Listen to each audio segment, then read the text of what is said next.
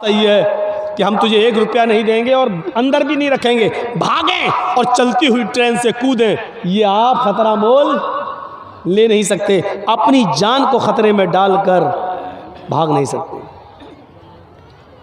बेहतर यही समझेंगे कि अंदर ही रख दी जाए और उसको मनाया जाए, भाई ये बाहर आ रही थी, मैं तो अंदर कर रहा था।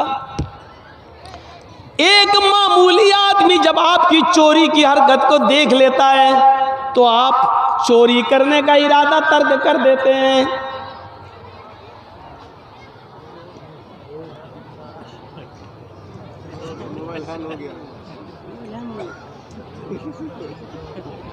यार अब भाई, अब रज़ाकार देखें भाई, अब ये हमारे बस से निकल चुका है। अब हम बहुत ख़तरनाक मिसाल देंगे, हम नहीं चाहते हैं कि ये तकरीर में वो ख़तरनाक मिसाल रिकॉर्ड हो जाए, लोग फिर मजाक उड़ाते हैं कि मौलाना ऐसा बोले। बहुत गलत बात है ये तो। अभी मैंने मना किया और इसकी हिम्मत देखो, इसका कलेजा देखो यार, अपनी अम्मा के पेट में कैसे टिका होगा ये आदमी।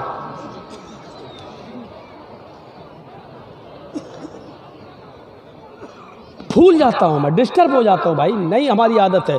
हम लोगों ने बम्बई के प्रोग्राम देखे, कर्नाटक के देखे, बेंगलोर के देखे, हैदराबाद के, कितनी शांति सुकून, सरों पर बैठी मक्खी तक नहीं उड़ाते वो यार। सीखो उन लोगों से यार, तहजीब देखी है उनके प्रोग्रामों में हमने। या जो उठ रहा है, जिसको पेशाब लग रहा है, अरे थैली भी लेके आया करो यहाँ पर, पहले बैठ जाएंगे, बीच में बाद उड़ के भागेंगे। सबको एक साथ, टाइमिंग भी इतनी फिक्स है कि सबको एक साथ पेशाब लगता है, 10-10 आदमी एक साथ उठेंगे। तो आप चोरी नहीं कर सकते। मामूली आदमी आपकी हरकत को देख रहा है तो आप चोरी नहीं कर सकते। बिल्कुल यही कैफियत तकवे की है। एक मुसलमान के दिल में यही तकवा होना चाहिए, जब वो शराब की बोतल हाथ में ले और अपने होंठों तक ले जाए तो ये सोच ले कि दुनिया की नज़रें देख रही हो या नहीं, मेरी बीवी नहीं देख रही, मेरे बच्चे नहीं देख रहे, मेरे माँ बाप नहीं देख रहे, लेकिन अल्लाह की ज़ात तो है जो देख रही है, अल्लाह तो है जो देख रहा है, अल्लाह रब्बुल आलमीन की नज़रों से मैं छिपा हुआ नहीं हूँ। यही तवक्कुल, यही डर, यही तकवा हमारे अंदर पैदा हो जाना चाहिए। और अल्लाह का डर जैसी पैदा हुआ, हमने शराब की बोतल को फोड़ दिया, नहीं पिएंगे हाथ, ये है तकवा। ऐसे हक्का तुकातिही का मतलब ये है। या अय्युहल्लज़ीना आमनु तक़ुल्लाह वक़ूलू क़ौलन सदीदा। आई ईमान वालो, तुम अल्लाह से डरो और जब भी बात करो तो दुरुस्त बात करो। अल्लाह ने यह कहा है कि जब भी बात करो तो दुरुस्त बात करो, क़ौलन सदीदा, सही साफ सुथरी बात करो। अल्लाह ने ये नहीं कहा सच बोलो। सच बोलने में और दुरुस्त बात कहने में फ़र्क है, फ़र्क है। अल्लाह ने यहाँ ये कहा है दुरुस्त बात बोलो, क़ौलन सदीदा। सदीदा तस्दीदुस्सहम से मुश्तक़ है, यानी तीर को जब कमान में लगाया जाता है और कमान से जब तीर को छोड़ा जाता है तो वो तीर बिल्कुल निशाने पर जाता है, बिल्कुल निशाने पर सीधा। जैसे आपको इस रॉड पर, इस ट्यूबलाइट पर निशाना लगाना है तो कमान से जो तीर छोड़ेंगे वो सीधे उस ट्यूबलाइट पर लगेगा, इधर उधर नहीं होता है वो तीर। जैसे आपने छोड़ा वैसे ही वो गया सीधे। तो जैसे तीर निशाने पर लगता है वैसी आपकी बात बिल्कुल साफ़ सुथरी और बेलाग होनी चाहिए। कहने वाला जो कह रहा है, पूछ रहा है, उसी के मुताबिक होनी चाहिए। मसलन मौलाना जर्जीस साहब को पुलिस ढूंढ रही है और पहचानती नहीं है, और मेरे पास आके कहती है मौलाना जर्जीस को देखा, और मुझे से पूछ रही है। मैं 2 कदम हट गया, यहाँ था, यहाँ आ गया। जी क्या कह रहे हो? अरे मौलाना जर्जीस को देखा?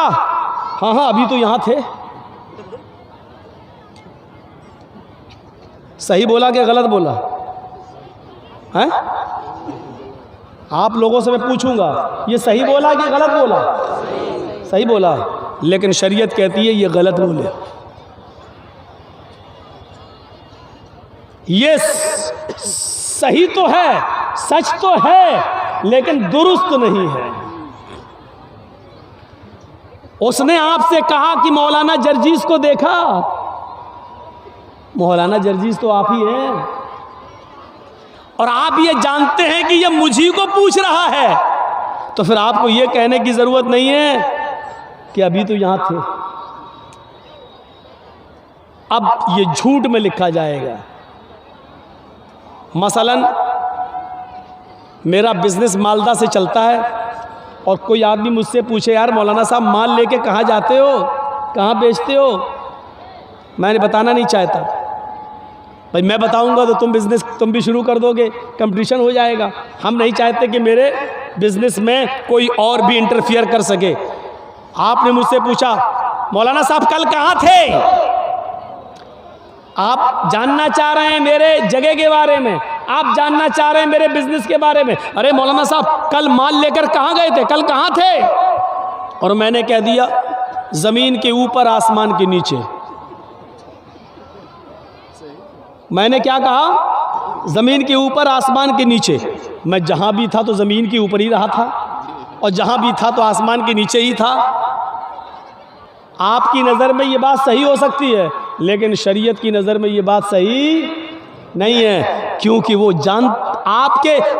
भी जानता है कि ज़मीन के ऊपर और आसमान के नीचे। वो जानना चाहता है कि आप किस शहर में थे, किस बस्ती में थे, कहाँ थे, और आप बताना नहीं चाहते।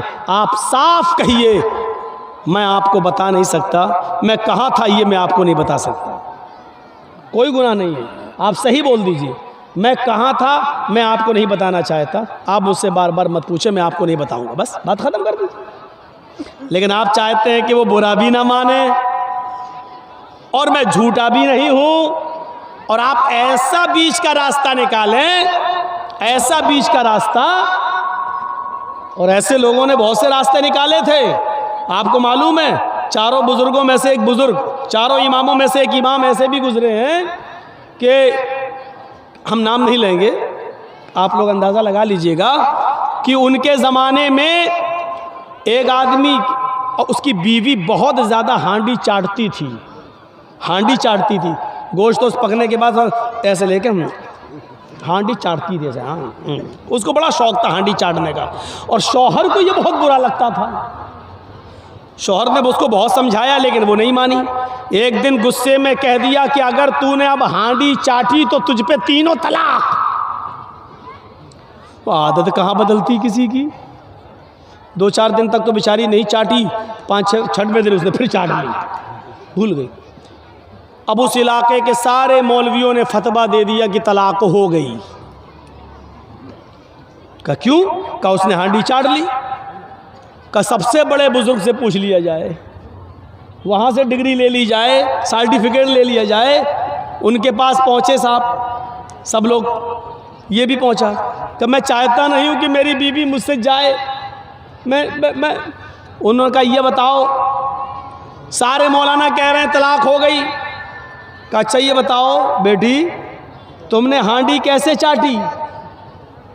रास्ता निकल रहा। कहा नहीं, जैसे चाटते वैसे ही चाटी, ऐसे लेके हैं। फरमाया कि तलाक हुई नहीं। कहा क्यों? सारे मौलाना चढ़ बैठे, तलाक नहीं हुई। उसने कहा हांडी चाटी तो तुझ पे 3 तलाक। बुजुर्ग मोहतरम कहते हैं उसने हांडी चाटी कहाँ है, उसने तो उंगली चाटी है।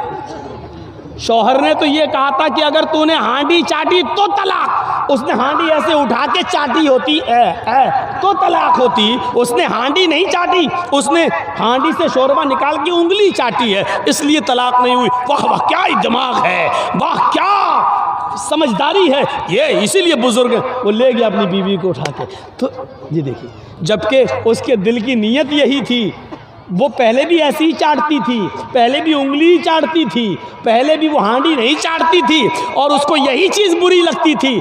और उसके कहने का मकसद ही ये था अगर आइंदा तूने ऐसा किया तो तुझ पर 3 तलाक। लेकिन रास्ता निकाल दिया गया, रास्ता निकाल दिया गया। ये सच तो हो सकता है लेकिन दुरुस्त नहीं। कुरान करीम ने तक़वे की बुनियाद बताई है, या अय्युहल्लज़ीना आमनू तक़ुल्लाह, ईमानो वालो अल्लाह से डरो। और डर की बुनियादी चीज़ क्या है?